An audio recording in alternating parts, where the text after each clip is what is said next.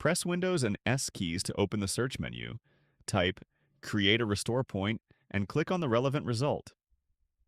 In the System Properties window, click on Create. Now enter a name for the restore point. I personally add the date alongside it for easy identification.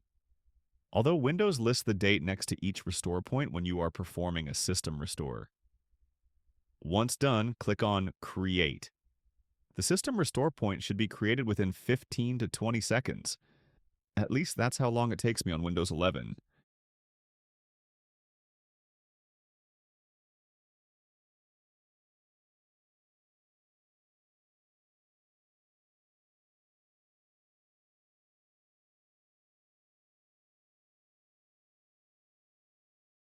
As you can see, it took Windows roughly 20 seconds to create a restore point.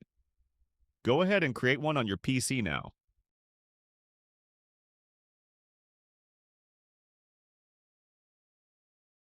To verify whether the system restore point was created, in System Properties, click on System Restore.